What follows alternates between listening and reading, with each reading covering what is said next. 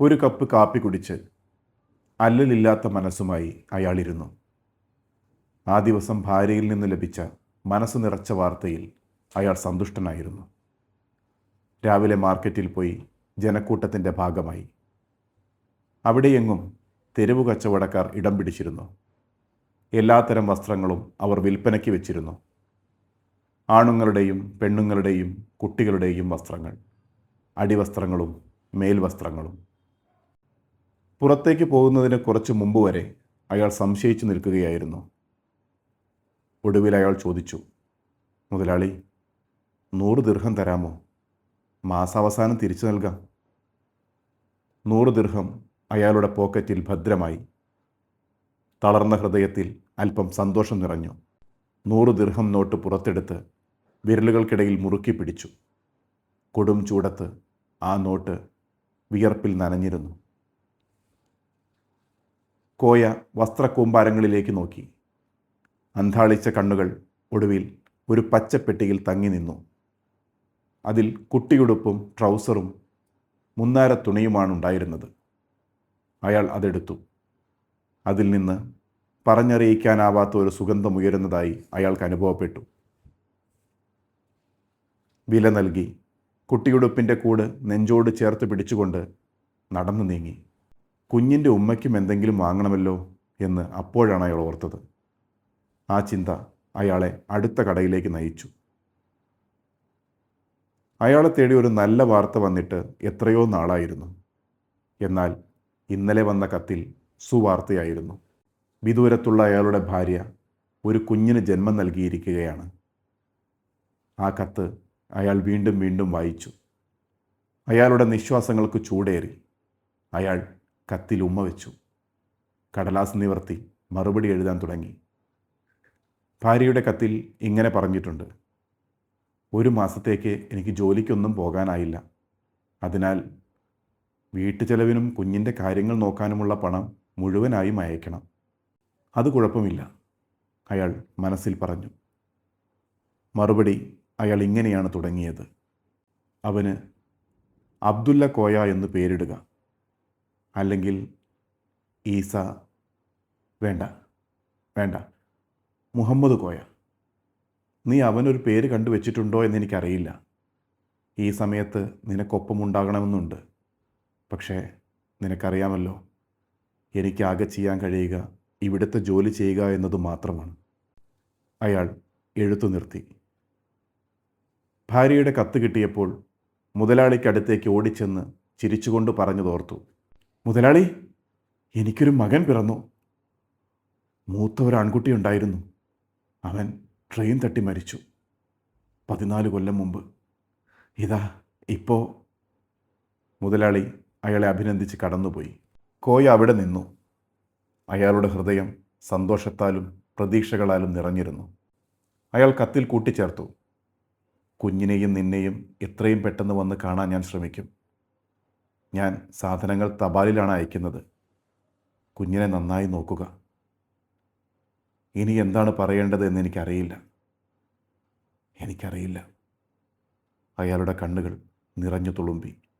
സാവധാനം എഴുത്തു നിർത്തി അയാൾ ഭാര്യയ്ക്ക് വാങ്ങിച്ച സാധനങ്ങൾ പെട്ടിയിലാക്കി ഒരു ബ്രൗൺ കടലാസ് കൊണ്ട് പൊതിഞ്ഞു. രാത്രി 9 മണിയായി. കോയയുടെ മുറിയിൽ നിശ്ചലത തളം കെട്ടി നിന്നു. അവിടെയുണ്ടായിരുന്ന ട്രങ്ക് പെട്ടിയും നിറം മങ്ങിയ തറവിരിപ്പുമൊഴിച്ച് മറ്റിടമെല്ലാം ശൂന്യമായിരുന്നു. അയാൾ ദീർഘനിശ്വാസങ്ങൾ വിട്ടുകൊണ്ടിരുന്നു. അപ്പോൾ ആരോ മുട്ടി വിളിച്ചു ചോദിച്ചു: ഭക്ഷണം കഴിക്കുന്നില്ലേ? അയാൾ പ്രിയപ്പെട്ട വസ്തുക്കൾ മുറിയിൽ വെച്ച് മുരളി, ജോസഫ്, സിംഗ്, ഗുൽസാദിഹ് എന്നിവരോടൊപ്പം ഇരുന്നു. കുബൂസ് റൊട്ടിയും കറികളും മുന്നിലുണ്ടായിരുന്നു. അയാൾ ആശ്ചര്യത്തോടെ സംസാരിക്കാൻ തുടങ്ങി. പക്ഷേ മറ്റുള്ളവർ അത് ശ്രദ്ധിച്ചതേയില്ല. 14 വർഷത്തെ കാത്തിരിപ്പിന് ശേഷം അവൻ വന്നു. ദൈവമേ, ഞാൻ സന്തുഷ്ടനാണ്. മുറിയിൽ തിരിച്ചെത്തി അയാൾ കത്തെഴുത്തു തുടർന്നു. 14 വർഷങ്ങൾ. അവൻ വന്നു. അവന് നിനക്കിഷ്ടമുള്ള പേരിടുക. ദൈവം മുഹമ്മദ് കോയയ്ക്ക് പകരം തന്നതാണ് അവനെ. 14 വർഷങ്ങൾക്ക് മുമ്പ് ഇരുമ്പ് പാളങ്ങൾ വിഴുങ്ങിയ മുഹമ്മദ് കോയയ്ക്ക് പകരം. പിറ്റേന്ന് അയാൾ പാഴ്സലുമായി തെരുവിലേക്കിറങ്ങി. മകനെക്കുറിച്ചും ഭാര്യയെക്കുറിച്ചും മാത്രമാണ് അയാൾ ഓർത്തത്. അയാളുടെ ഭാര്യ പാഴ്സൽ തുറന്ന് കത്ത് വായിച്ച് വിതുമ്പും. ഇളം പൈതലിനോട് പറയും, നിന്റെ ഉപ്പയിത നിനക്ക് കുഞ്ഞുടുപ്പുകൾ കൊടുത്തയച്ചിരിക്കുന്നു. മാസം പകുതിയേ ആയിട്ടുള്ളൂ.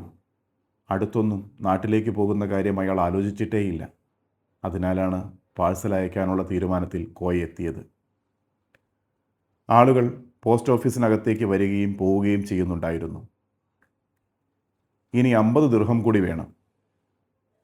കോയ ആണിയടിച്ചു തറച്ചതുപോലെ അവിടെ നിന്നു. അയാൾക്ക് പെട്ടെന്ന് ക്ഷീണം തോന്നി. നടപ്പാതയിൽ അല്പനേരം കുത്തിയിരിക്കെ പാഴ്സൽ കയ്യിൽ നിന്നും മടിയിലേക്ക് വീണു. പാഴ്സൽ കേരളത്തിലേക്ക് അയക്കാനുള്ള ചാർജ് തികയില്ല. 50 ദിർഹം കൂടി. പക്ഷേ എവിടുന്ന് കിട്ടും? നടപ്പാതയിൽ ജനം പെരുകി. ചൂടും ശബ്ദങ്ങളും ഈച്ചകളും നിറഞ്ഞു. പതുക്കെ അയാളുടെ ആഹ്ലാദം കെട്ടടങ്ങി.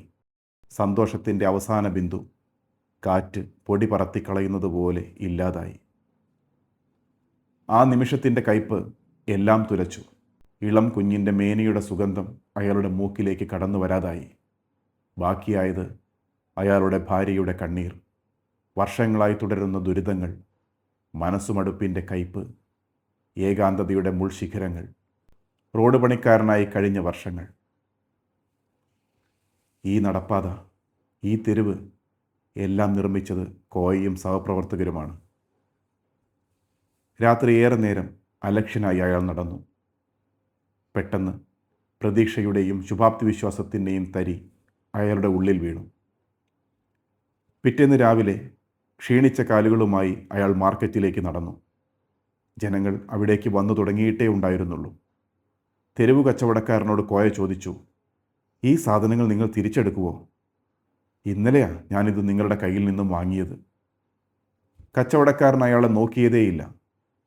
അയാൾ ജനങ്ങളെ ആകർഷിക്കാൻ വിളിച്ചു പറയാൻ തുടങ്ങി.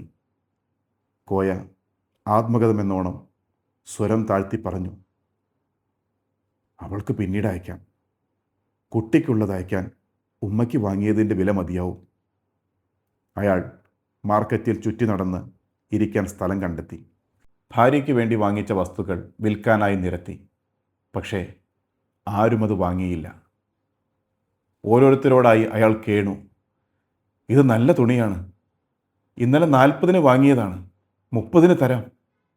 ഒരാൾ കടന്നുപോയി. എല്ലാവരും കടന്നുപോയി. ആരും അയാളുടെ അടുത്തേക്ക് വന്നില്ല. ഇത് ഞാൻ എൻ്റെ ഭാര്യയ്ക്ക് സമ്മാനമായി വാങ്ങിയതാ. അയാൾ ഏകനായി തൻ്റെ കയ്യിലുള്ള വസ്തുക്കൾ ശൂന്യതയിൽ പ്രദർശിപ്പിക്കുന്ന ഒരാളായി മാറി. ദേഷ്യം കൊണ്ട് വിറച്ചു. ദുഃഖവും കയ്പും നിറഞ്ഞു. സന്തോഷം മറന്നു. ഭാര്യയെയും മകനെയും മറന്നു. ലക്ഷ്യമില്ലാതെ അലയാൻ തുടങ്ങി. അത് വാങ്ങാൻ ആരുമുണ്ടായിരുന്നില്ല. കോയ വൻ നഗരത്തിൻ്റെ തെരുവുകളിലൂടെ കയ്യിലുള്ള സാധനങ്ങൾ വിൽക്കാൻ ശ്രമിച്ചുകൊണ്ട് നടത്തം തുടരുകയാണ്.